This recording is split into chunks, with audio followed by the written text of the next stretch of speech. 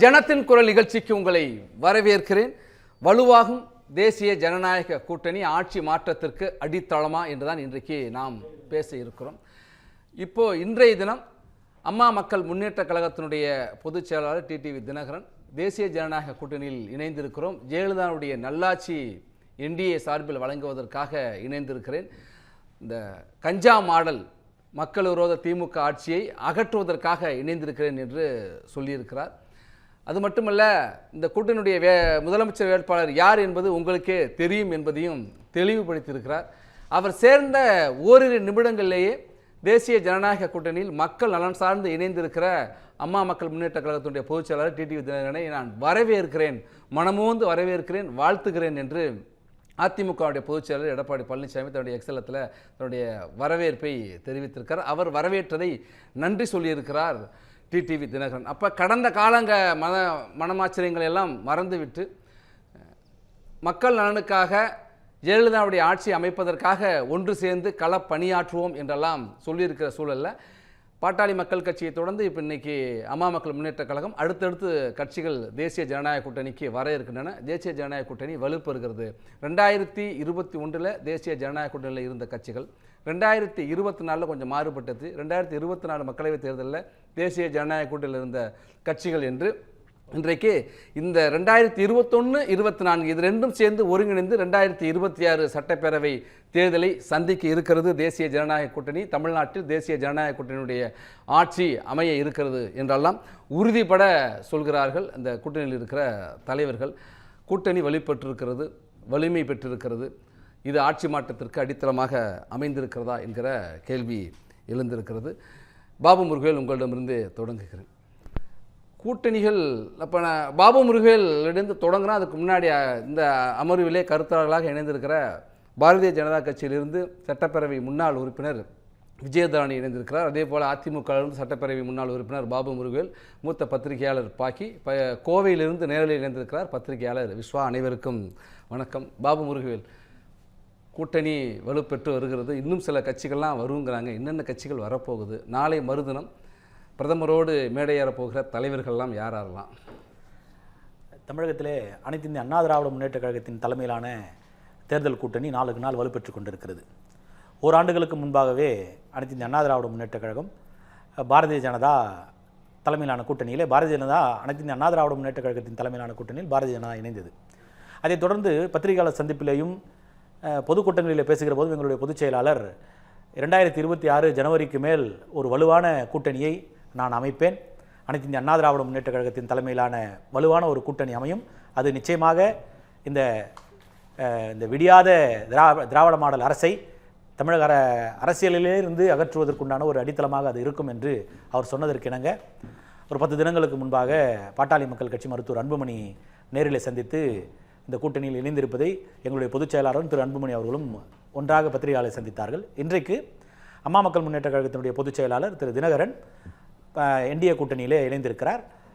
தமிழகத்தை பொறுத்தவரையில் அனைத்து இந்த அண்ணா திராவிட முன்னேற்ற கழகம் தான் என்டிஏ கூட்டணிக்கு தலைமை தாங்குகிறது. அப்படி இருக்கிற போது நாளுக்கு நாள் இந்த கூட்டணி வலுவெடுத்து கொண்டிருக்கிறது. அனைத்து இந்த அண்ணா திராவிட முன்னேற்ற கழகத்தின் தலைமையிலான கூட்டணியில் இன்னென்ன கட்சிகள் இருக்கிறது, நாங்கள் நாளுக்கு நாள் வலுவடைந்து கொண்டிருக்கிறோம் என்று சொல்லக்கூடிய ஒரு சூழ்நிலை, ஒரு திடமான அரசியல் நிலைப்பாடு எங்களிடத்தில் இருக்கிறது.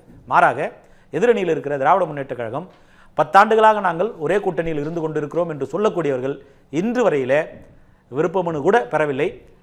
அதாவது காசே இல்லை, ஃப்ரீ விருப்ப மனு அப்படின்னு காங்கிரஸ் சொல்லியிருக்காங்க. அதிலே 5000 பேர் தான் கொடுத்துருக்கிறதா அவங்களே சொல்கிறாங்க. காசே கிடையாது, யார் வேணால் கொடுக்கலாம் போகிறவங்களாம்.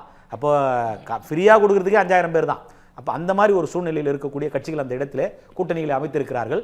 ஆனால் இந்த தேர்தலில் 10 ஆண்டுகளாக நாங்கள் கூட்டணியில் இருக்கிறோம், ஆனால் இந்த தேர்தலில் இன்னென்ன கட்சிகள் எங்களோட கூட்டணியில் பயணிக்கிறார்கள் என்று சொல்லக்கூடிய இடத்திலும் அவர்கள் இல்லை, சொல்லக்கூடிய நிலையிலும் அந்த கூட்டணி இல்லை.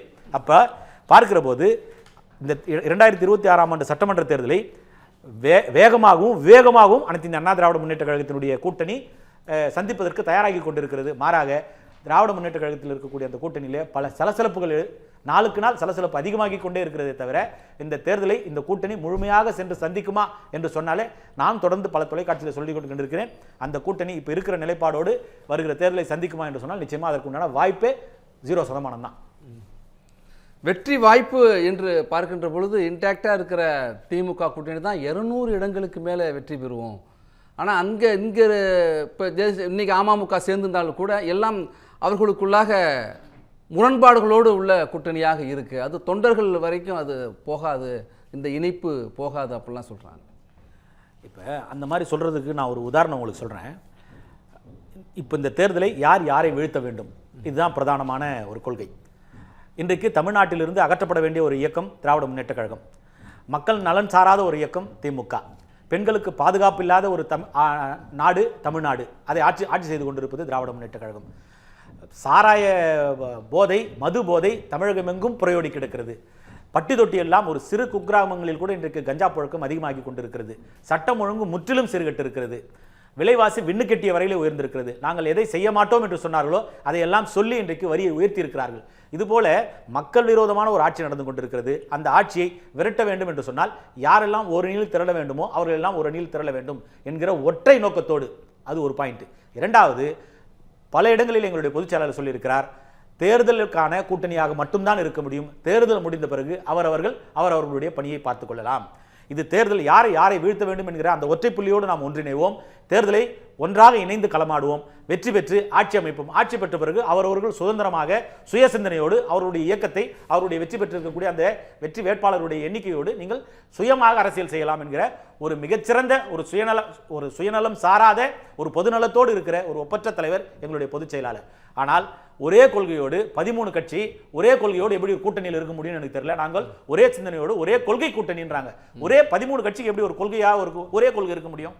அதற்கு வாய்ப்பே கிடையாது. அப்ப இப்படி இருக்கிற போது பேச்சுக்கள் எது வேண்டுமானாலும் இருக்கலாம். ஆனால் நாங்கள் சேர்ந்திருக்கிற ஒற்றை புள்ளி திராவிட முன்னேற்ற கழகத்தை இந்த நாட்டிலிருந்து அகற்ற வேண்டும். மக்கள் விரோத ஆட்சியை இந்த நாட்டிலிருந்து அகற்ற வேண்டும். பெண்களுக்கு பாதுகாப்பு இல்லாத இந்த ஆட்சியை இந்த நாட்டிலிருந்து வெளியேற்ற வேண்டும். திமுக ஆட்சியை அகற்ற வேண்டும் என்கிற ஒற்றை நோக்கம், ஒற்றை புள்ளியோடு இணைந்திருக்கிறதா சொல்றீங்க. நம்ம அடுத்த சுற்றுல விரிவாக பேசலாம். திருமிகு விஜயதாரன், இன்னைக்கு காங்கிரஸ் கட்சியினுடைய மாநில தலைவர் செல்வ பிறந்தங்க என்ன சொல்லியிருக்காரு அப்படின்னா, இந்த கூட்டணி ஏற்கனவே 2021 நின்ற கூட்டணி தான். அதிமுக பாஜக இந்த கூட்டணி ஒன்றும் புதியதில்லை, அது ஏற்கனவே தோல்வி அடைந்த கூட்டணி, மீண்டும் தோல்வியடைய போகிறாங்க அப்படிங்கிற. இல்லை, அது ரொம்ப தவறான ஒன்று. இப்போ அவங்க 2021 திமுக ஆட்சிக்கு வந்து என்ன செஞ்சாங்க அப்படிங்கிறது பார்க்க வேண்டிய ஒன்று. 110 விதியின் கீழ் 500க்கும் மேற்பட்ட வாக்குறுதிகளை சட்டமன்றத்திலே சொல்லி நிறைவேற்றிட்டு 255 வாக்குறுதிகளை திரும்ப பெற்றாங்க செய்ய முடியாமல். பாதி அதில் மிச்சம் பாதியில் இருக்கிறத ஜீவோ கூட போடல பல வாக்குறுதிகளுக்கு. இந்த மாதிரி எந்த வாக்குறுதியும் நிறைவேற்றலை. அவங்க கடைசி ஒரு 2 வருஷம் கொஞ்சம் உரிமை தொகைன்னு கொடுத்துட்டு மிச்சத்தை இப்போ அறிவிக்கிறாங்க மறுபடியும். ஆனால் இது எல்லா பெண்களுக்கும் போய் சேரவும் இல்லை. அதே மாதிரி இந்த இலவச பேருந்து கொடுத்தோன்னு பெண்களுக்கு அதை அவமானப்படுத்தி தான் விட்டுருக்காங்க பெண்களை. உங்களுக்கு இலவசம் கொடுத்தோன்னு சொல்லி கிண்டல் பண்ணி பேசின அமைச்சர்களை தான் நம்ம பார்க்க முடிந்தது. இப்படி வேறு எந்த திட்டங்களும் இவங்க எதுவும் பெருசாக எதுவுமே கொண்டு சேர்க்கலை. அடைமொழியாக நிறைய திட்டங்களுக்கு பேர் மட்டும் வச்சாங்க, அதுக்கு நிதி கூட முறையாக ஒதுக்கலை. அதுதான் உண்மை. நீங்கள் மக்களை தேடி மத்திய அரசு சரியாக நிதி ஒதுக்கலாம் அப்படிம்பாங்க, உடனே அதை சொல்லுவாங்க. ஆனால் மத்திய அரசு ஒதுக்கிய நிதிகள் 7 லட்சம் கோடி ஜிஎஸ்டி இந்த கடந்த 10 ஆண்டில், அது பார்லிமெண்ட்லேயே சொல்லியிருக்காங்க. அதே மாதிரி பார்த்திங்கன்னா இன்றைக்கி 8365 கோடி நிதிகள் 22 ரயில்வே ப்ராஜெக்ட்டுக்கு நிதிகள் ஒதுக்கப்பட்டு ப்ராஜெக்ட் இப்போ ஆன்கோயிங் ப்ராஜெக்ட்ஸ் நடந்துக்கிட்டு இருக்குது. Railway projects Amrit railway stations கிட்டத்தட்ட 8 மாவட்டங்களில் கொண்டு வந்திருக்கிறாங்க. அதே மாதிரி 10-வே லைன்ஸு பல லட்சம் கோடி 3 லட்சம் கோடி வரைக்கும் ரோட் ப்ராஜெக்ட்ஸுக்கு இன்ஃப்ராஸ்ட்ரக்சருக்கு ஒதுக்கியிருக்கிறாங்க மத்திய அரசு. அது மாதிரி கல்வி திட்டங்களுக்கும் நிறைய ஒதுக்கியிருக்காங்க. இவங்க சில திமுக ஆட்சி சில திட்டங்களை தமிழ்நாட்டுக்குள்ளே வரவிடாமல் தடுக்கிறதுக்காக சில நிதிகளை புறக்கணிக்கிறாங்க. அப்படி சில விஷயங்கள் நடக்குதே தவிர இதே அதிமுக ஆட்சி வரும் பட்சத்தில் அந்த நிதிகளும் கிடைக்கப்பெறும் தமிழ்நாடுக்கு. அதே மாதிரி தொழில் முனைவோர் திட்டத்தில் மாதம் 10,000 ரூபா பெண்களுக்கு 2 லட்சம் வரைக்கும் கிடைக்கக்கூடிய திட்டம் பீகார்லலாம் அமலுக்கு வந்துருச்சு. ஆனால் தமிழ்நாட்டில் வர முடியல. ஏன்னா திமுக அதனால் பாப்புலர் ஆகிடும், அதிமுக பாஜக பாப்புலர் ஆகிடும்ன்ட்டு விடமாட்டேங்கிறாங்க. அது மாதிரி நிறைய திட்டங்களை புறக்கணிக்கிறாங்க. ஆகையால் இப்போ இந்த திட்டங்கள் என்று இவங்க அறிவித்த எந்த திட்டங்களும் முதலீடுகள் ஈர்த்தோன்னு சொன்னாங்க, 12 லட்சம் கோடிங்கிறாங்க. ஆனால் எந்த முதலீடு எங்கே வந்துச்சு எதையும் காணோம். வந்த எல்லா பெரும் தொழில்கள் எல்லாம் வேறு மாநிலங்களுக்கு போயிடுச்சு. அது ஜப்பான் நிறுவனமா நேற்று இருக்கட்டும், கூட கொரியன் ஆளுநர் நிறுவனமா ரொம்ப இருக்கட்டும், விரிவாக ஒண்ணா சொல்லியிருக்காரு. 13 குற்றச்சாட்டுகளை பாயிண்ட் சொல்லியிருக்காரு. சொல்லியிருக்காரு. சொல்லப் போனா ஆனால் தமிழ்நாட்டை பொறுத்த வரைக்கும் பாஜக எதிர்ப்பு என்பது ரொம்ப அதிகமாக இருக்கு. இந்த கூட்டணி வலுவா இருக்குன்னு நீங்க சொல்றீங்க, ஆனா பாஜக எதிர்ப்பு இங்க வலுவா இருக்கு. அந்த எதிர்ப்பே இந்த கூட்டணியை தோற்கடிச்சிருங்கிறாங்களே. இல்லை, அது அந்த மாதிரி ஒரு சூழ்நிலை வரவே வராது. இந்த முறை நிச்சயமாக வந்து மக்கள் வந்து தெளிவாக சிந்திப்பார்கள். தேசிய ஜனநாயக கூட்டணிக்கு, அதிமுக தலைமையிலான கூட்டணிக்கு நிச்சயமாக ஒரு மிகப்பெரிய வாய்ப்பை வழங்குவாங்க மக்கள். காரணம் வந்து ஒரு மாற்றத்தை விரும்புகிறாங்க. மக்கள் வந்து ஒரு மாற்றத்தை விரும்புகிறாங்க. அதற்குண்டான சாத்தியக்கூறுகளை மக்களே ஏற்படுத்துவாங்க. மக்கள் மாற்றத்தை விரும்புகிறாங்கன்னா அந்த மாற்றத்திற்கான ஒரு தேர்வாக நாம் தமிழர் கட்சியோ தமிழக வெற்றி கழகமோ இருக்காதா? அவங்களும் களத்தில் வர்றாங்க. ஆனால் நிச்சயமாக வந்து அதிமுக தலைமையிலான தேசிய ஜனநாயக கூட்டணிக்கு ஒரு பெரிய ஏற்கனவே ஆட்சி பண்ண 31 ஆண்டு காலம் தமிழ்நாட்டு ஆட்சி புரிந்த ஒரு வரலாறு இருக்குது. அந்த வரலாற்றின் அடிப்படையில் பார்த்திங்கன்னா திமுக 5 ஆண்டு காலம் முடித்து அவங்க ரிப்பீட் பண்ண மாட்டாங்க.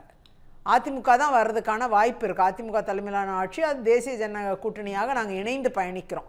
இந்த ஆட்சிக்கு உண்டான சாத்தியக்கூறுகள் தான் அதிகம் இருக்குது. இப்போது அண்ணன் எடப்பாடியார் அவர்களும் வந்து ஒரு 5 பாயிண்ட்ஸில் உங்களுக்கு வந்து தேர்தல் முன் வாக்குறுதிகள் முதல் வாக்குறுதிகளாக கொடுத்துருக்கிறாரு.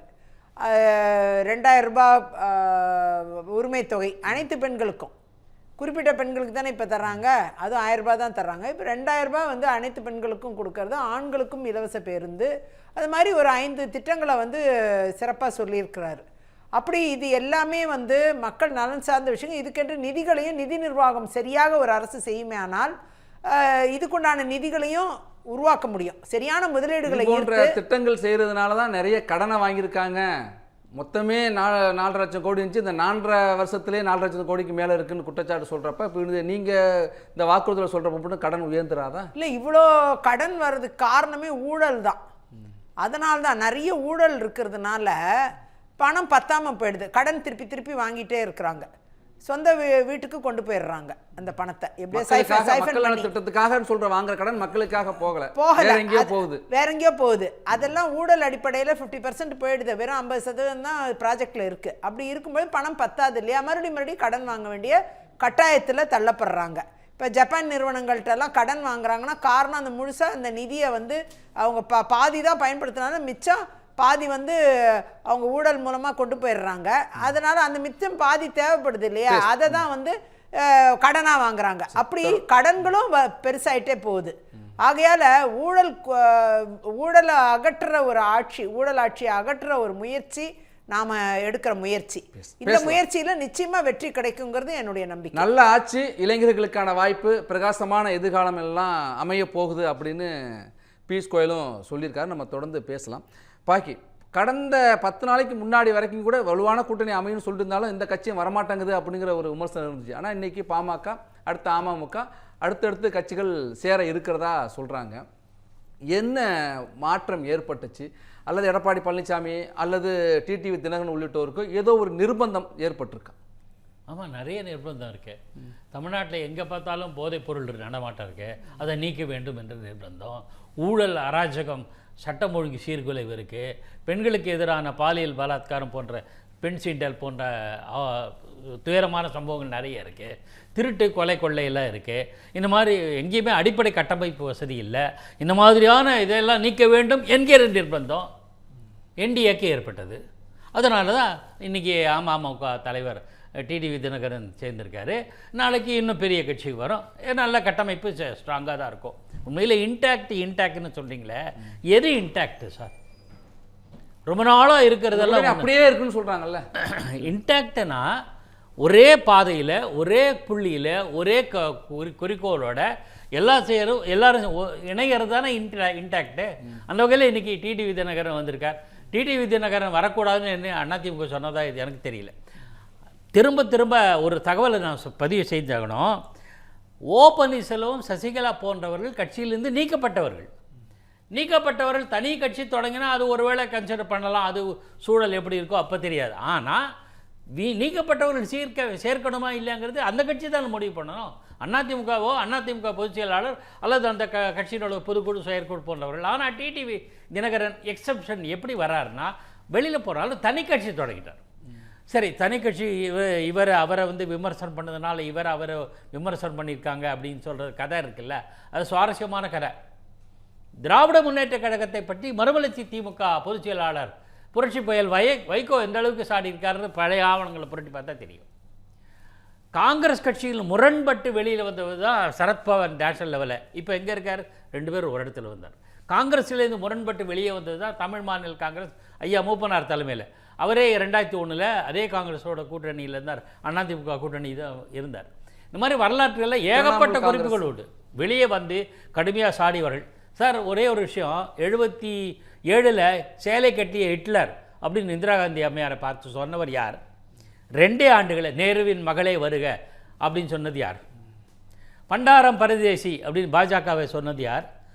98 98 9 மாதத்தில் என் நண்பர் வாஜ்பாய் குட் மேன் இந்த பேட் பார்ட்டின்னு சொல்லி அவர் இந்த ஆட்சி மீண்டும் தொடரணும் அப்படின்னு உறவுக்கு கை கொடுத்தது யார்? ஸோ இதெல்லாம் இந்த முரண்பாடுகள்லாம் நம்ம ஜீரணம் பண்ணணும். அதிமுகவும் அமமுகவும் சேர்ந்தால் மட்டும் நம்ம 1008 கேள்விகள் கேட்போம். என்னன்னு புரியல.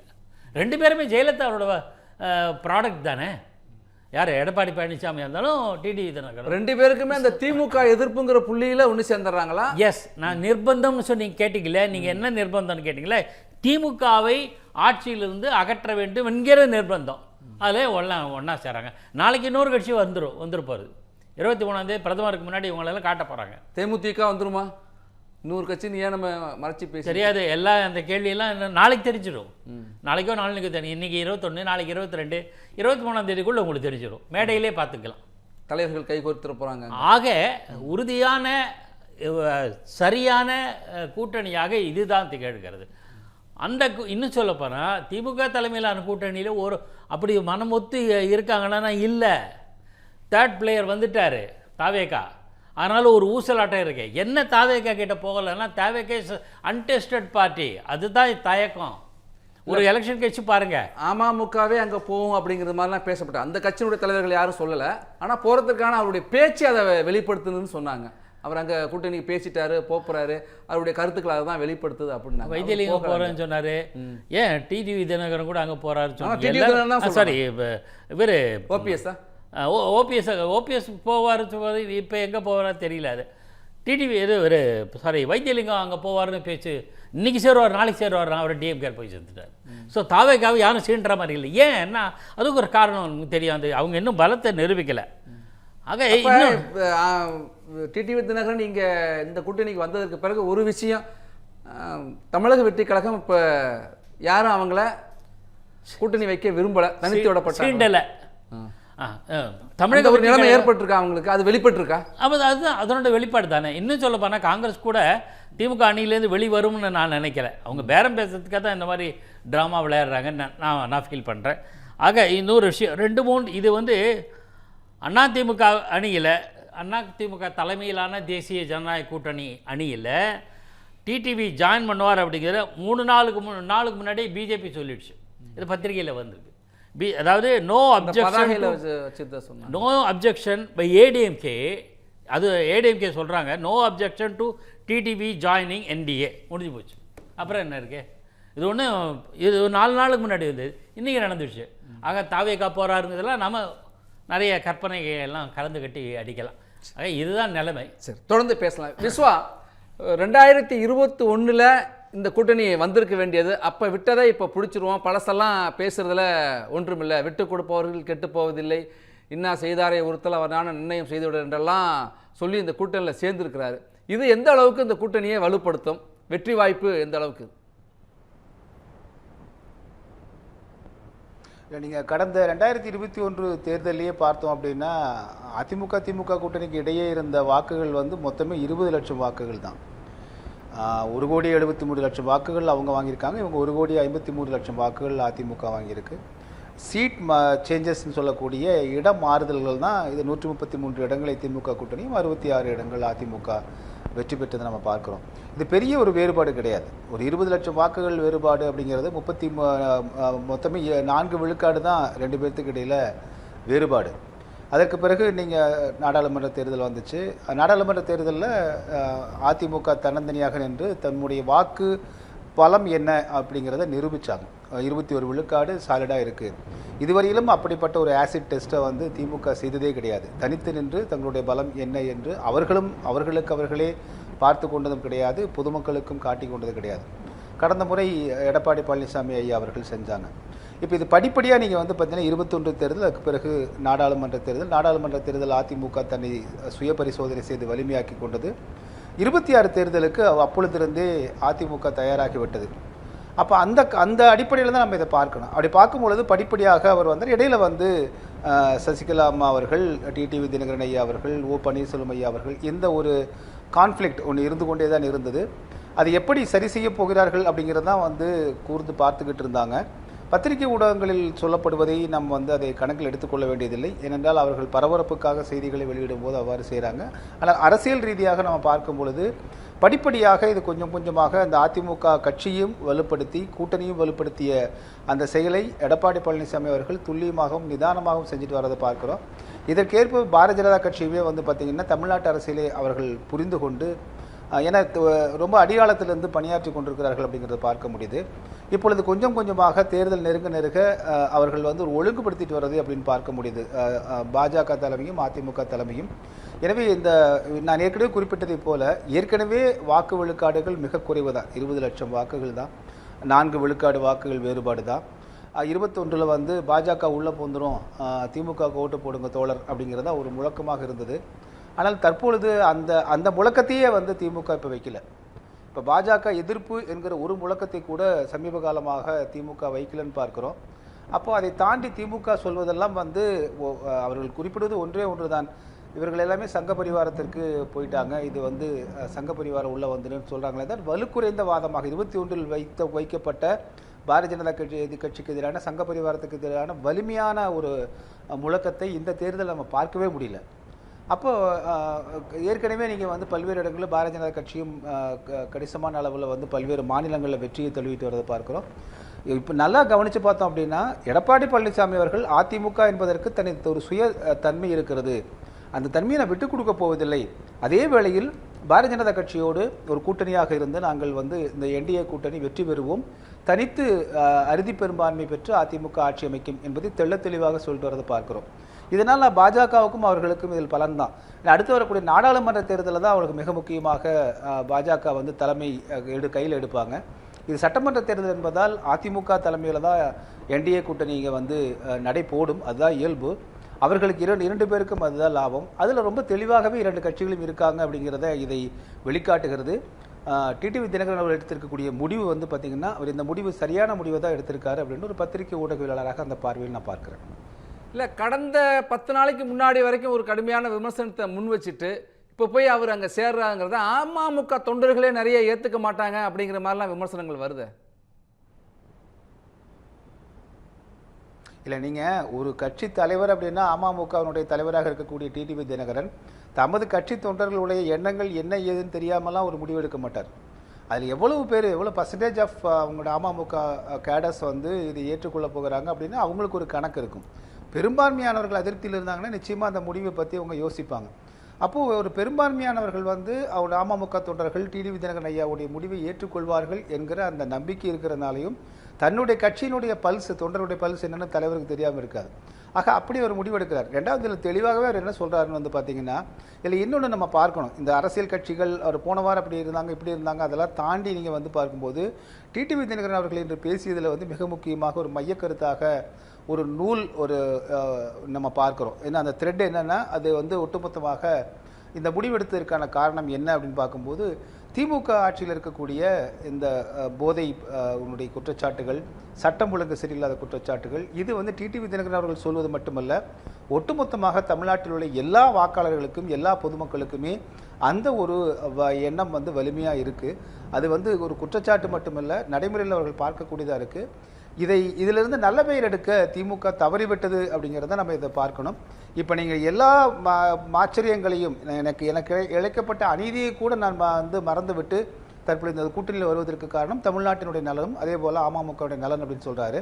அவர் கட்சி நலன்கிறது இரண்டாவது எடுத்துக்கொண்டாலும் கூட மிக முக்கியமாக நம்ம கவனிக்க வேண்டியது மக்களுடைய நலனாகவும் அதே போல் தமிழ்நாட்டிலிருந்து திமுக மீது உள்ள அதிருப்தி, இந்த ஆன்டி இன்கம்பன்சி என்று சொல்லக்கூடிய அந்த அதிருப்தி அலை என்பது அது வெறுமனே அலையாக இல்லை, மக்களை பாதிக்கக்கூடிய ஒன்றாக இருக்கிறது அப்படிங்கிற அந்த பார்வையில் வந்து டிடிவி தினகரன் ஐயா அவர்கள் எடுத்திருக்கிறது. இந்த மனநிலை தான் எல்லா வாக்காளர்களுக்குமே ஒரு மனநிலையாக தற்பொழுது தமிழ்நாட்டில் இருக்கிறது. இந்த மனநிலையை மாற்ற திமுக தவறிவிட்டது அப்படின்னு தான் நான் பார்க்கிறேன். ஆட்சி மீதான அதிருப்தி இருக்கிறது, ஆட்சி அகற்ற வேண்டிய நிர்பந்தமும் ஏற்பட்டிருக்குது. அந்த அடிப்படையில் இந்த கூட்டணிக்கு வந்திருக்கிறாரு, சேர்ந்திருக்கிறாரு அப்படின்னு சொல்கிறீங்க. திருமிகு விஜயதாரன் இன்றைக்கு கூட டிடிவி தினகரன் ஒரு விஷயத்த சொல்கிறார். ஜெயலலிதாவுடைய நல்லாட்சியை என்டிஏ சார்பில் அமைப்போம் அப்படிங்கிறாரு. தேசிய ஜனநாயக கூட்டணி ஆட்சி அமையும் அப்படின்னு சொல்கிறாங்க. ஆனால் அதிமுகவுடைய பொதுச் செயலர் என்ன சொல்கிறாருன்னா, அதிமுக தனிப்பெரும்பான்மையோடு வெற்றி பெறும். இப்போ கூட பாபு முருகனும் அதை தான் குறிப்பிட்டார். இப்போ அந்த இடத்துல ஒரு கிளாரிஃபிகேஷன் இல்லாமல் இருக்கோ? இல்லை நல்ல கிளாரிஃபிகேஷன் தெளிவாக இருக்குது. தனிப்பெரும்பான்மையோடு ஆட்சி ஜெயிச்சு வரும்போது தனிப்பெரும்பான்மையோடு தான் அமைப்பாங்க. நீங்கள் தனிப்பெரும்பான்மை கிடைக்காத கூட்டணி ஆட்சி வந்து தனிப்பெரும்பான்மை கிடைக்காத பட்சத்தில் தான் நீங்கள் தனிப்பெரும்பான்மையோடு ஜெயிச்சு வருவோங்கிற நம்பிக்கை இருக்கு இல்லையா, அது இந்த கூட்டணி சப்போர்ட் பண்ணுது. இந்த என்டிஏ கூட்டணி அதை ஆதரிக்கிறது. தனிப்பெரும்பான்மையோடு ஒரு கட்சி ஒற்றை ஆட்சி முறை வருதுன்னா அதை நாம் ஆதரிக்கிறோம். ஆனால் அதே நேரம் தனிப்பெரும்பான்மை வரவில்லை என்றால் தலைவர்கள்லாம் சேர்ந்து முடிவு பண்ணுவாங்க. அது இயல்பாக வந்துடுது தான். அப்போ அது கூட்டணி ஆட்சியாக இருக்கும். அது வந்து தேர்தல் ரிசல்ட் வந்த பிறகு முடிவு பண்ண வேண்டியது, இன்னைக்கு முடிவு பண்ண வேண்டியது. அதிமுக ஆட்சின்னு சொல்றதுக்கு தினகரனுக்கு ஒரு நெருடல் இருக்கோ? ஏன் தேசிய ஜனநாயக கூட்டணி சார்பில் ஆட்சி? இன்னைக்கு தேர்தலை தேசிய ஜனநாயக கூட்டணி சார்பில் தான் இன்னைக்கு தேர்தலை சந்திக்கிறோம். அதனால அவருடைய தெளிவை சொல்லியிருக்காரு. அதுல தப்பே கிடையாது. தேர்தலை சந்திக்கிற ஃபேஷன் எப்படியோ அந்த ஃபேஷனை அவர் சொல்றாரு.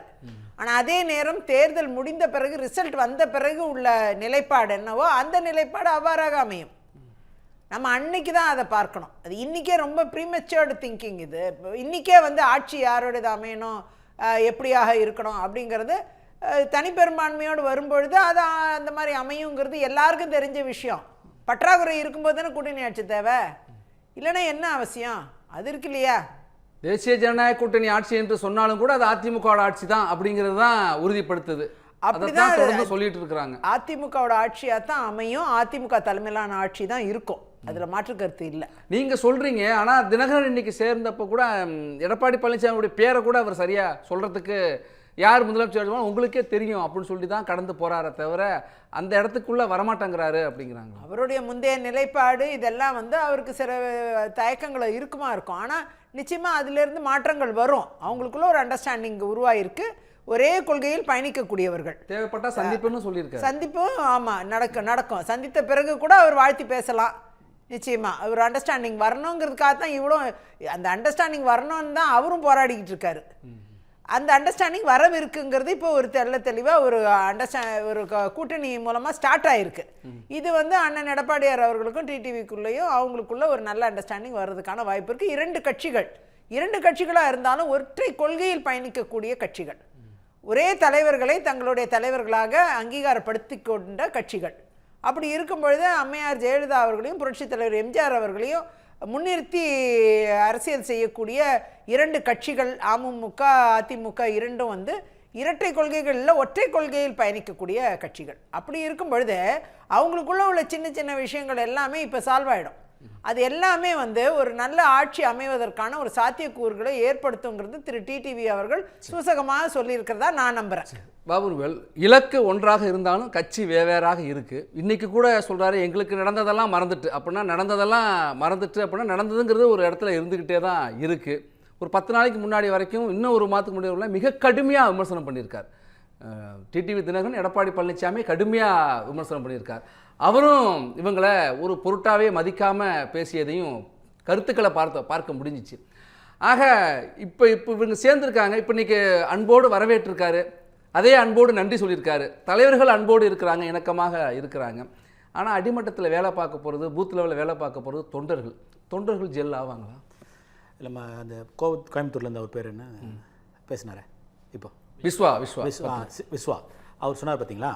அதாவது திரு தினகரன் எடுத்திருக்கக்கூடிய முடிவு அவர் தனிப்பட்டு எடுத்திருக்கக்கூடிய முடிவாக இருக்காது. அந்த கட்சியில் இருக்கக்கூடிய தொண்டர்களை அனைவரையும் அழைத்து பேசி அவர்களுடைய உள்ளக்கிடக்கையை வெளிப்படுத்தியதன் அடிப்படையில் அந்த கொள்கையை உள்வாங்கி அந்த கருத்துக்களை உள்வாங்கித்தான் இந்த கூட்டணியை அவர் அமைத்திருப்பார். ஒரு சில கருத்து வேறுபாடுகள் இருக்கும், ஆனால் பெரும்பான்மையாக எது நமக்கு சரியானதாக இருக்கும் என்று அந்த தொண்டர்கள் சொல்லியிருப்பார்களோ அதன் அடிப்படையில் தான் இந்த கூட்டணி அமைந்திருக்கிறது ஒன்று. அதனால் இந்த கூட்டணியை பற்றி அவர் வந்திருக்கிறதுன்ற விஷயம் வந்து அதையும் பத்திரிகையாளர் சந்திப்பில் சொல்கிறாரு. யார் எந்த ஆட்சி வீழ்த்தப்பட வேண்டும், திராவக மாடல் ஆட்சி வீழ்த்தப்பட வேண்டும், கஞ்சா மாடல் ஆட்சி வீழ்த்தப்பட வேண்டும், அதனால் அதற்காக ஏற்படுத்தப்பட்டிருக்கக்கூடிய இந்த கூட்டணியில் நான் இணைகிறேன், அதுதான் எங்களுடைய கொள்கை இருக்கிறது, எங்கள் கொள்கையாக இருக்கிறது, பழசெல்லாம் நாங்கள் மறந்துடுறோம் அப்படின்னு சொல்கிறாரு.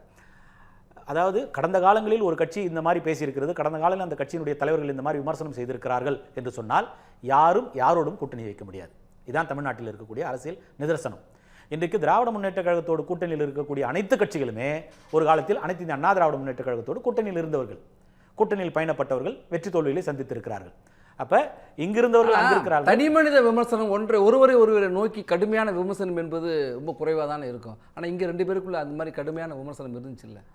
அண்ணன் வைகோ ஸ்டாலினை விமர்சிக்காததா, அண்ணன் வைகோ திரு கருணாநிதியை விமர்சிக்காததா, திரு கருணாநிதி இந்திரா காந்தியை விமர்சிக்காததா, திரு கருணாநிதி சோனியா காந்தியை விமர்சிக்காததா? ஒட்டும் இல்லை உறவும் இல்லை என்றார் காங்கிரஸோட திரு கருணாநிதி. இப்போ எத்தனை வருஷமா ஒட்டிக்கிட்டு இருக்கிறாங்க, எத்தனை வருஷமா உறவோடு இருக்கிறாங்க, கூடா நட்பு கேடாய் முடியும்னாரு. இப்போ எந்த நட்பு எங்கே முடிஞ்சிருக்குது? காங்கிரஸ் ஒரு தொங்கு சதைன்னு சொல்லி சொன்னார் கருணாநிதி. இன்றைக்கு அந்த தொங்கு சதை எந்த சதையாக இப்போ இன்னைக்கு இருக்குது? இன்னைக்குதான் உங்களுக்கு அது. ஆனால் 10 வருஷமாக தொடர்ந்து கூட்டணியில் இருக்கு. அதுதான் சொல்கிறேன் நான். இது வந்து நம்ம முரசொலியில் எழுதுறாரு. 99 பாரதிய ஜனதாவோட கூட்டணி வைத்த பிறகு திராவிடர் கழகத்தை போல ஆர்எஸ்எஸும் ஒரு அமைப்பு, அதை நீங்கள் மத ரீதியாக நீங்கள் பார்க்கக்கூடாது அப்படின்னு சொல்லி யார் எழுதுறாருன்னா திரு கருணாநிதி முரசொலியில் எழுதியது. அன்றைக்கு 99 கூட்டணி வைத்து வெற்றி பெற்று மத்திய அரசாங்கத்தினுடைய அமைச்சரவையிலே பங்கெடுத்திருக்கிறீர்கள். 2001 மீண்டும் பாரதிய ஜனதாவோடு கூட்டணி வைத்து சட்டப்பேரவை தேர்தலை சந்திக்கிறீர்கள். ஏறத்தாழ 6-7 ஆண்டுகள் தொடர்ந்து பாரதிய ஜனதாவோடு பயணித்த திராவிட முன்னேற்ற கழகம் இன்றைக்கு பாரதிய ஜனதாவை மதவாத கட்சி என்று சொல்வது எந்த விதத்தில் நியாயம், எந்த விதத்தில் ஒரு அடிப்படை தார்மீகம் அதில் இருக்கிறது? அப்ப உள்ளர்த்தமாக நீங்கள் பார்க்கிற போது பாரதிய ஜனதாவுக்கு ஒரு மத சாயத்தை பூசி இது ஒரு மத துவேஷத்திற்கான ஒரு கட்சியாக இருக்கிறது, ஒரு மத பிளவை உண்டாக்குகிற ஒரு கட்சியாக இருக்கிறது என்று மக்களிடத்திலே பொய்யான பரப்புரையை தொடர்ந்து பரப்பிக் கொண்டிருக்கிறது. கோயபல்ஸ் பிரச்சாரத்தை திராவிட முன்னேற்ற கழகம் தொடர்ந்து எடுத்துக்கொண்டிருக்கிறது. நீங்க அங்க வச்சு நீங்க ஆட்சி கட்டிலில் இருக்கிற போது மத்திய அமைச்சரவை நீங்கள் சுவைத்துக் கொண்டிருக்கிற போது நன்றாக தெரிந்த பாஜக தலைமை மட்டும்தான் இருக்கிறதே தவிர பாஜக என்கிற கட்சி நிரந்தரமானது, அதனுடைய கொள்கையில் நிரந்தரமானது.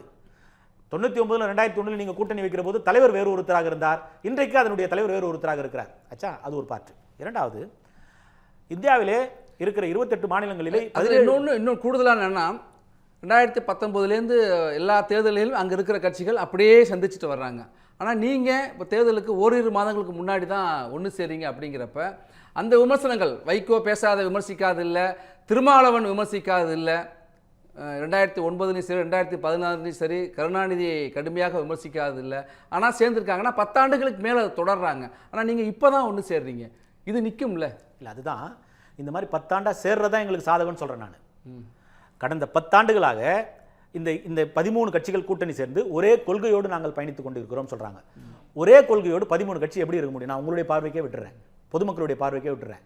ஒரே கொள்கையோடு 13 கட்சி எப்படி கூட்டணியில் இருந்துக்க முடியும்? அவரவர்களுக்கு என்று கொள்கைகள் கோட்பாடுகள் இருக்கிறது. தேர்தலுக்காக நீங்கள் ஒன்று சேர்ந்திருக்கிறீர்கள், யாரை வீழ்த்த வேண்டும் என்கிற ஒற்றை புள்ளியோடு நீங்கள் சேர்ந்திருக்கிறீர்கள்.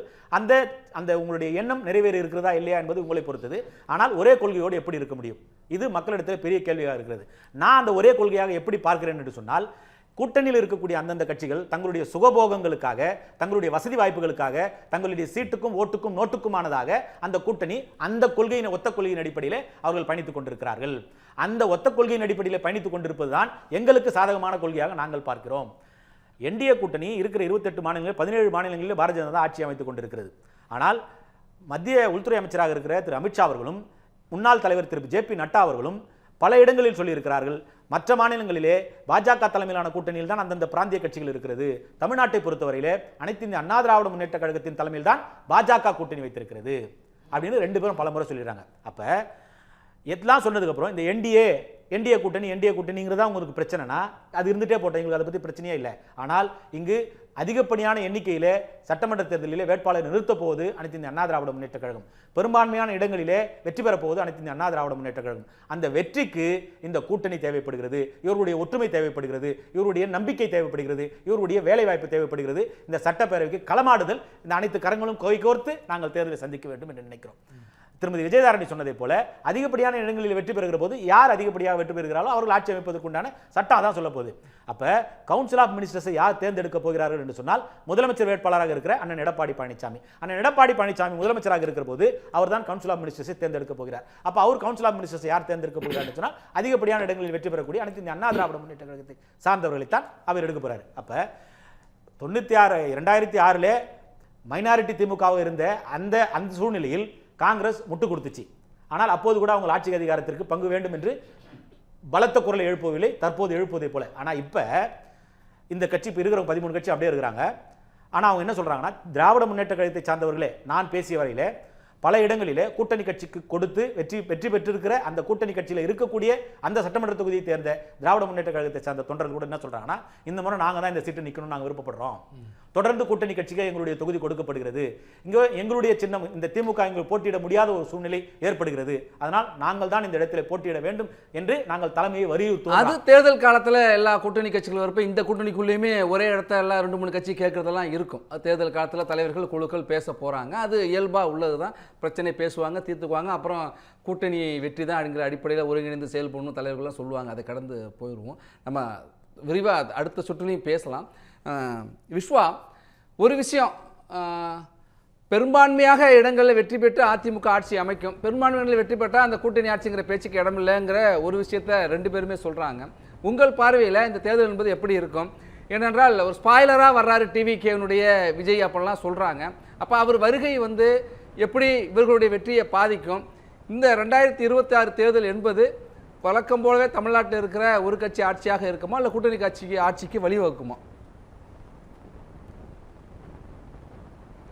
நீங்கள் கடந்த நாடாளுமன்ற தேர்தலுடைய ஒரு கிடைத்த வாக்குகள் அடிப்படையில் பார்க்கும்பொழுது அன்று டிடிவி தினகரன் அவர்கள் அதே போல் கமல்ஹாசன் அவர்கள் தனியாக நின்னாங்க. அப்போ 2 பேரும் சேர்ந்து கிட்டத்தட்ட 8லிருந்து 9 விழுக்காடு வாக்குகள் பெற்றாங்க. இந்த முறை கமல்ஹாசன் வாக்குகள் கிடையாது. அவரே நின்றாலும் கூட அவருக்கு விழுகாது. அவர் திமுகவில் ஐக்கியமாயிட்டார். டிடிவி தினகரன் ஐயா இப்பொழுது அதிமுகவுக்கு வந்துட்டார். இப்போ நீங்கள் இந்த கணக்கில் பார்க்கும் பொழுது அந்த இடம் ஒரு வேக்குவமாக இருக்கிறது. அந்த 8 விழுக்காடு என்கிற வேக்குவம் அந்த இடத்திற்கு வேண்டுமானால் விஜயினுடைய ரசிகர்கள் வரலாமே தவிர விஜயினுடைய ரசிகர்கள் ஒரு தொகுதிக்கு 10,000 இருந்து 15,000 15-20%ங்கிறாங்க. நீங்க 8 விழுக்காட்டுக்குள்ள சுருக்குறீங்களா அவங்கள? அது ஆமா. இன்று கூட ஆதவர்ஜுனா 35 விழுக்காடுன்றாரு. வேணா விஜய்க்கு 10 விழுக்காடு, அவரது மனைவிக்கு 10 விழுக்காடு, அவர் மகனுக்கு 10 விழுக்காடுன்னு போட்டால் 30 விழுக்காடு ஆச்சு. ஆதவர்ஜுனாவுக்கு ஒரு 5 விழுக்காடுன்னு போட்டால் 35 விழுக்காடு வரலாம். இதெல்லாம் வேடிக்கையாக இருக்கிறது. நீங்கள் அவருக்கு வரக்கூடிய கூட்டங்கள் இப்போ ஈரோட்டில் எடுத்துட்டா கூட நீங்கள் ஈரோட்டில் அவருக்கு வந்த கூட்டம் 80,000 பேர் அவருக்கு வந்தது. அதில் பிற மாவட்டங்களை சேர்ந்தவர்கள் 20,000 பேர் அப்படின்னு சொல்கிறாங்க. அப்போ 60,000 பேர் தான் அந்த ஈரோடு மாவட்டத்தில் வந்தாங்க. அது நாடாளுமன்ற தொகுதி கணக்கில் எடுத்துட்டா 6 சட்டமன்ற தொகுதிகள். அப்போ தொகுதிக்கு 10,000 பேர் தான் வந்திருக்காங்க. இதுதான் ஒவ்வொரு இடங்கள்லையுமே. ஒவ்வொரு இடங்களில் அவர் போன கூட்டத்துக்கெல்லாம் வந்தது பார்த்தீங்கன்னா பிற மாவட்டத்தை சேர்ந்தவங்க வந்திருக்காங்க. எனவே அவருடைய ரசிகர்கள் அப்படின்னு பார்த்தா 10,000லிருந்து 20 ஆக மொத்தம் 20,000 நீங்கள் எடுத்துக்கொண்டாலும் கூட ஒரு வாதத்திற்காக எப்படி இருந்தாலும் 50 லட்சம் வாக்குகள் அந்த அடிப்படையில் தான் அவருக்கு 40லிருந்து 50 லட்சம் வாக்குகள் மொத்தமாகவே, அதாவது ரசிகர்கள் என்ற எண்ணிக்கையில் சிந்தாமல் சிதறாமல். இப்போ இந்த ரசிகர்களே நிறைய பேர் மாறி இருக்காங்க. என்ன சொல்கிறாங்கன்னா, நான் அவருக்கு ரசிகர் தான், நான் தொண்டர் கிடையாது என்கிற மனநிலைக்கு கொஞ்சம் சிந்திக்கக்கூடிய தாவேகா தம்பி தங்கைகள் வந்திருக்காங்க. இதெல்லாம் இன்னும் தேர்தல் நேரத்தில் அது மாற்றங்கள் நடக்கும். எனவே நாம் அவர்கள் சொல்லக்கூடிய முதல்ல 20 விழுக்காடு அப்படின்னு பிரசாந்த் கிஷோர் சொன்னதா ஆதவர்ஜுனா சொன்னார். எனக்கு 35 விழுக்காடுன்றாங்க. அவர்கள் கற்பனைக்கு தோன்றுவதையெல்லாம் சொல்லி கொண்டிருக்கிறார்கள். எனவே அதெல்லாம் நம்ம கணக்கில் வர முடியாது. அப்படி பார்த்தா அதிமுக திமுக இப்போ வாக்குகள் என்ன ஆகுறது? இப்போ மற்றவங்க யாருமே வாக்கே வாங்க மாட்டாங்களா? எனவே அதெல்லாம் சிறுபிள்ளைத்தனமாக நம்ம பார்க்க வேண்டியது இருக்கிறது. நடைமுறையில் ப்ராக்டிக்கலாக பார்க்கும் பொழுது அவர்களுக்கு இருக்கக்கூடிய வாக்கு விழுக்காடு என்பது 8 விழுக்காடு அதிகபட்சமாக வரலாம், பட்சமாக 9 விழுக்காடு வரலாம் அப்படிங்கிறதான் அடிப்படையில் இருக்குது இப்போது இருக்கக்கூடிய அளவில். இன்னும் போக போக நீங்கள் அவர் எந்த அளவுக்கு ஏன்னா இன்னும் தேர்தல் தொடக்க போதவர்கள் 234 தொகுதிகளுக்கு அவர்கள் வேட்பாளர்களை தேர்ந்தெடுத்துட்டாங்களா? அவருடைய இன்னும் அரசியல் தேர்தலுக்கான வேலைகள் அவர்கள் இன்னும் தொடங்கலை. அதிமுக கிட்டத்தட்ட அது வந்து ஒரு முக்கால்வாசி கிணறு தாண்டிட்டாங்க. திமுகவும் தேர்தல் பணிகளை தொடங்கிருச்சு. நாம் தமிழர் கட்சி ஏற்கனவே தேர்தல் பணிகளை தொடங்கி அவங்க வேட்பாளரையே வந்து அறிமுகம் பண்ணிட்டாங்க.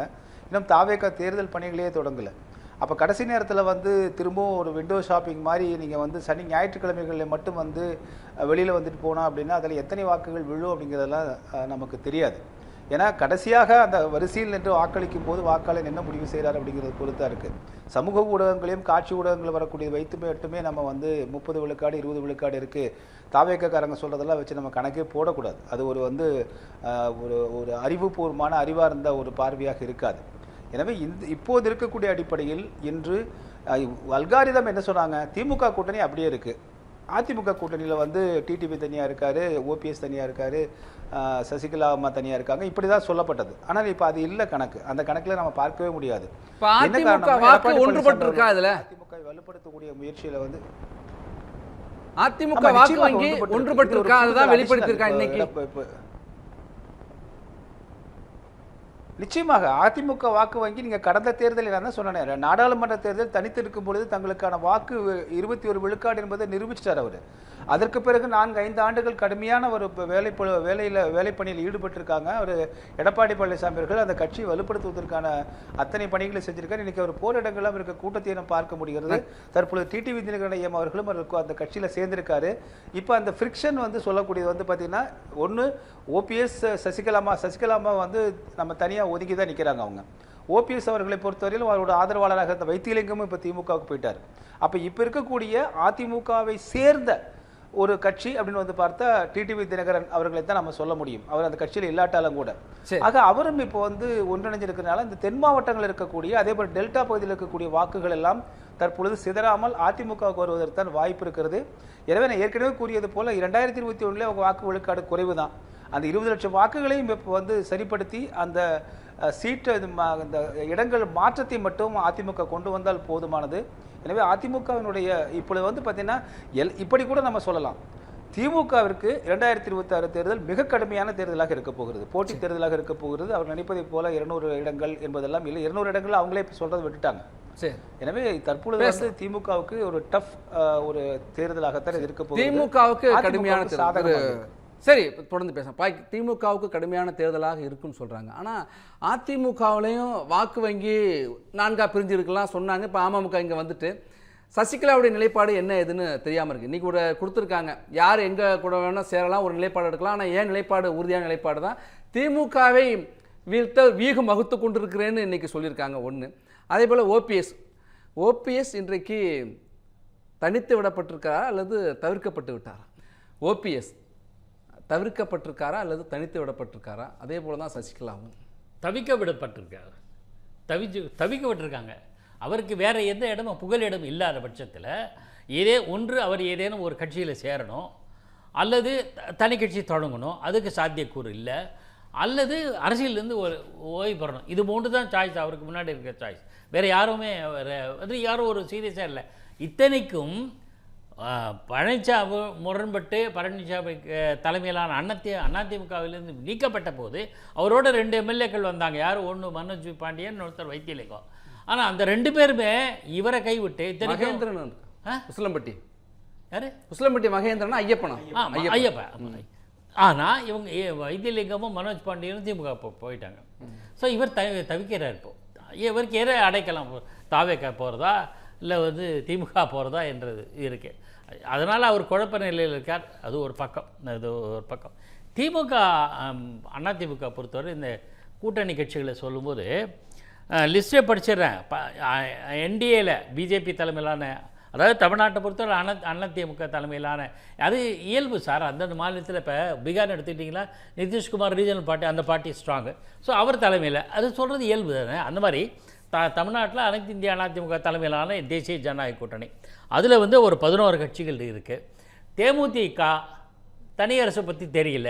தனியரசு நேற்று சேர்ந்தேன்னு சொல்கிறாங்க, சேரலன்னு சொல்கிறாங்க. அதிமுக அணியில் சேர்ந்ததாக சொல்கிறாங்க, சேரலன்னு சொல்கிறாங்க. அது ஒரு குழப்பமாக இருக்குது. தேமுதிக இன்றைக்கும் மதில் மேல் பூனையாக தான் இருக்குது. அந்த பூனை இந்த பக்கம் குறிக்கும். அநேகமாக நான் அறிந்த வரையில் திமுக பாஜக அதிமுக அந்த அணியில் தான் வருவாங்க அப்படின்னு சொல்கிறாங்க. இவங்க இந்த ஒருமித்த ஒரே கொள்கைலாம் சொல்கிறீங்களே, நான் கேட்குறேன், இப்போ ஒவ்வொருத்தர்கிட்ட பிஜேபி உங்களுக்கு யார் எதிரி தமிழ்நாட்டில்? திமுகன்னு சொல்லுவோம். அதிமுக உங்களுக்கு தமிழ்நாட்டில் யார் எதிரி? திமுகன்னு சொல்லுவோம். அமமுக உனக்கு தமிழ்நாட்டில் யார் எதிரி? திமுகன்னு சொல்லும். இது எல்லா கட்சிகளும் சொல்லலாம். ஆனால் இந்த கட்சி இருக்கு இல்லையா, திமுக தலைமையிலான கூட்டணி, நீங்கள் என்ன நிலைப்பாடு அப்படின்னு கேட்டு பாருங்களேன். காங்கிரஸ் பக்கம் இது தாவேக்கா போவீங்களா இல்லையா? காங்கிரஸுக்கு தெரியாது. இந்த மாதிரி ஒவ்வொரு கட்சிகளுக்கும் நிலைப்பாடு. அப்போ கொள்கை சார்ந்த கூட்டணி இல்லை. தேர்தலுக்கு பிறகு பார்த்தா தெரியும். தேர்தலுக்கு பிறகு திமுகவுக்கு வெற்றி வாய்ப்பு பறிபோனால் இந்த கட்சிகள் எல்லாம் திமுகவோட இருக்குமா என்றது பெரிய கேள்வி. அப்போது அவருடைய பர்ஃபார்மன்ஸ் எப்படி இருக்குது நமக்கு இன்னி வரையில் தெரியாது. Untested party. ஒருவேளை அவங்க ஒரு கணிசமாக ஒரு இடத்து பெற்றால் இந்த திமுக அணியில் இருக்கிற எல்லா கட்சிகளும் அந்த பக்கம் போகிறதுக்கான சான்சஸ் இருக்குது. இதெல்லாம் இப்படியெல்லாம் இருக்கிறதுனால அது ஸ்திரமான கூட்டணி. நீங்கள் சொன்னீங்களே இன்டாக்ட்ன்றது கேள்விக்குறி தான். ஆனால் இந்த பக்கம் பார்த்தீங்கன்னா இன்டாக்டாக இருப்பாங்க. அவங்களுக்கு ஒரே குறிக்கோள் என்ன? திமுக நிற்க வேண்டும், க்ளீன். ஸோ அந்த புள்ளி கரெக்டாக தான் இருக்குது. ஸோ அந்த புள்ளி இந்த கூட்டணிகளில் கட்சிகள்லாம் ஒன்று சேர்ந்துருக்கு, சரியாக இருக்குது. அது ரிசல்ட்டையும் கொடுக்குங்கிறீங்க, எஃபெக்டிவாக இருக்குங்கிறீங்க. கண்டிப்பாக கொடுக்கும். அதில் வந்து ஏன்னா இவங்க ஒரே புள்ளியில் தானே வேலை செய்யும் சார். கிரிக்கெட் மாதிரி சார். கிரிக்கெட்டில் பேட்ஸ்மேனை பார்த்து பவுலர் எய்ம் பண்ணி அவனை விக்கெட்டில் வீழ்த்தணும்னு நினைப்பான். அவனுக்கு அனுசரணையாக விக்கெட் கீப்பர் இருப்பான், கேட்ச் பிடிக்கிறதுக்கோ எல்பிடபிள்யூ பண்ணுறதுக்கோ வந்ததுக்கோ. கூட இருக்கிற ஃபீல்டர்லாம் என்ன பண்ணுவான், இந்த பேட்ஸ்மேன் இந்த விக்கெட் வீழ்த்தும் போது நம்ம உறுதுணையாக இருக்கணும், அடிச்சானா கேட்ச் பிடிக்கிறதுக்கு ஓடுவோம். இந்த கூட்டணி கட்சிகள் நான் சொல்கிறது பாஜக, அதிமுக, அமமுக, தமாக, ஜி.கே. வாசனோட தமாக எல்லா கட்சிகளும் என்ன பண்ணோம், இந்த கூட்டணி ஜெயிக்கணும், இந்த விக்கெட் வீழணும், அதுக்கு இவங்களுக்கு அனுசரணையாக இருப்போம் அப்படின்வாங்க. ஆனால் திமுகவில் அப்படி இல்லை இன்று வரை. இப்போ இருக்கிற நிலைமை. அதனால தான் 1008 விவாதங்கள் வருகின்றன. விஸ்வா, உங்களுடைய நிறைவு கருத்தும் இந்த கேள்விக்கான பதிலோடு சேர்த்து, இப்போது அமமுக இங்கே வந்ததுக்கு பிறகு அங்கே தாவேக்காவுக்கு போவாங்கன்னு சொன்னாங்க. அந்த விருப்ப தேர்வு அந்த வாய்ப்பு இல்லைங்கிறது உறுதியாயிட்டு. அதே போல் தான் காங்கிரஸ் அங்கே போகிறதுக்கு வாய்ப்பு இல்லைங்கிறாங்க. இந்த கூட்டணி, தேசிய ஜனநாயக கூட்டணி தொடர்ந்து வலுவாகிட்டு இருக்கிறத எதை வெளிப்படுத்துதுன்னா, தமிழக வெற்றி கழகமும் ஒரு தனித்து விடப்பட்டிருக்கு. இவர் தவிக்க விடப்பட்டிருக்கார் ஓபிஎஸ்ன்னு திரு பாய்க்கு சொன்னது போல தாவேக்கா இன்றைக்கி தனித்து விடப்பட்டிருக்கு. அதைத்தான் உறுதிப்படுத்தி இருக்கிறார் களம். நிச்சயமா நான் ஏற்கனவே குறிப்பிட்டதை போல தாவேக்கா வந்து ஒரு தனித்த ஒரு பெரிய கட்சியாக வந்து ஒட்டுமொத்தமாக ஆட்சி அதிகாரத்தை எல்லாம் பிடித்துக் கொள்ளும் என்று அவர்கள் தாவேக்காவினர் கூறுவதை போதெல்லாம் நடக்கப் போவதில்லை. ஏற்கனவே நான் சொன்னதை போல அந்த கமல்ஹாசன், டிடிவி தினகரன் ஐயா அந்த வாக்கு, அந்த டிஃபரன்ஸ் இருக்கு இல்லைங்களா, அந்த இடத்தை மட்டும்தான் அவர் நிரப்புவார்.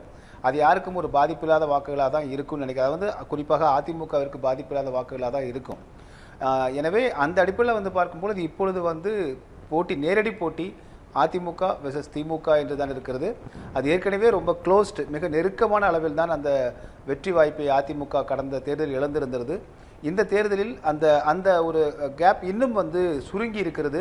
எனவே அதிமுகவிற்கு வெற்றி வாய்ப்புகள் அதிகமாகவே இருக்கிறது அப்படிங்கிறதான் இந்த நம்ம இப்பொழுது பார்க்கக்கூடிய ஒன்று. நன்றி நன்றி விஜயதாரணி. ஒரு விஷயம் தான், அங்கே ஒருங்கிணைந்து வெற்றி பெறுவோம் அப்படின்னு சொல்கிறாங்க தேசிய ஜனநாயக கூட்டணி.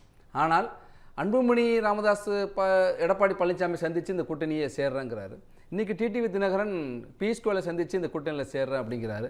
அப்போ கூட்டணியில் சேர்றதுக்குள்ளேயே ஒரு நபரை சந்திக்காமல் வெவ்வேறு முனைகளில் வர்றாங்க.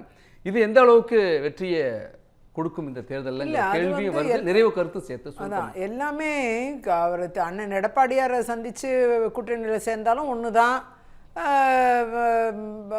பாஜகவுடைய திரு பியூஷ் கோயலை சந்தித்து சேர்ந்தாலும் ஒன்று தான், எல்லாம் ஒன்று தான். மீண்டும் எல்லாருமே பார்த்திங்கன்னா திரு அன்புமணி அவர்கள் எடப்பாடியாரை சந்திச்சிருக்காரு, இன்றைக்கி சந்திச்சிருக்காங்க. அதே மாதிரி திரு டிடிவி அவர்களும் சந்திக்கவிருக்கிறாங்க. இப்படி இது எல்லாமே ஒன்றா காம்போசிட்டாக தேசிய ஜனநாயக கூட்டணியாக இது உருவாயிடும். ஒட்டுமொத்தமாக ஏற்கனவே உருவாயிடுச்சு. இன்னும் சில கட்சிகள் வந்து சேரும்போது இன்னும் கொஞ்சம் வலு சேர்க்கும், பலம் சேர்க்கும். இது ஒற்றை அடிப்படையில் திமுகவை வீழ்த்த வேண்டும் என்ற ஒற்றை அடிப்படையில் இந்த கூட்டணி இயங்கும். அதில் இருவேறு கருத்து இல்லை. அதெல்லாம் முக்கியம் இல்லை. சேர்ந்த பிறகு எல்லாரும் ஒற்றை புள்ளியில் பயணிக்கிறார்களா என்பது மட்டும்தான் வெற்றியை தீர்மானிக்கும். அதனால் நிச்சயமாக தேசிய ஜனநாயக கூட்டணி, அதிமுக தலைமையிலான கூட்டணி நிச்சயமாக வெற்றி பெற்று ஆட்சி அமைக்கும்ங்கிறதுல இருவேறு கருத்து இல்லை. நன்றி. பாபு முருகவேல், அதிமுகவுடைய ஜெயலலிதா பொதுச்செயலாளர் இருக்கிறப்ப கட்சியில் முக்கிய நடவடிக்கை எடுக்கிற ஐவருக்குள்ள ஒருவராக இருந்த வைத்திலிங்கம், அதுக்கப்புறம் அமைச்சர், அப்புறம் இணை ஒருங்கிணைப்பாளர்லாம் துணை ஒருங்கிணைப்பாளர்லாம் இருந்த அவர் இன்றைக்கு திமுகவில் சேர்ந்திருக்காரு. சேர்ந்தவர் என்ன சொல்கிறாருன்னா, அதிமுக வந்து நம்பகத்தன்மையாக இல்லை, அடுத்துன்னா திமுக மீது தான் மக்கள் நம்பிக்கையாக இருக்கிறாங்க, அதனால் அங்கே போய் சேர்றேன் அப்படின்னு. அவர் மட்டும் இல்லை, அதுக்கு முன்னாடி போன அன்வர் ராஜா, மைத்ரேயன், மருது அழகுராஜ், சுப்புரத்னம், வரிசையாக மனோஜ் பாண்டியன்லேருந்து நிறைய பேர் இரட்டையிலையில் வெற்றி பெற்றவர்கள் இன்றைக்கு அங்கே போயிருக்கிறாங்க. அப்போ அவர்களுக்கே நம்பிக்கை இல்லை அப்படிங்கிறப்ப தொண்டர்களுக்கோ அல்லது வாக்காளர்களுக்கோ எந்த நம்பிக்கையை நீங்கள் கொடுக்குறீங்க? நிறைவு கருத்தோடு. இப்போ நீங்கள் சொன்ன இந்த பட்டியலில் இருக்கிறவங்க எல்லாருமே அண்ணன் செங்கோட்டையனையும் சேர்த்துக்கோங்க. அதில் இப்போ பட்டியலில் இருக்கிறவங்க எல்லாருமே ஒழுங்கு நடவடிக்கையின் காரணமாக கட்சியிலிருந்து வெளியேற்றப்பட்டவர்கள் மீண்டும் அதில் சில 2-3 பேர் வந்தாங்க. திரும்பவும் அனைத்து அண்ணா திராவிட முன்னேற்ற கழகத்தில் தங்களை இணைத்துக் கொண்டார்கள். இணைத்து கொண்ட பிறகு எங்களுடைய பொதுச் செயலாளரை பொறுத்தவரையில் கட்சியின் மீது விசுவாசமாக இருக்க வேண்டும், கட்சியின் மீது பிடிப்பு இருக்க வேண்டும், தலைமையின் மீது நம்பிக்கை இருக்க வேண்டும்.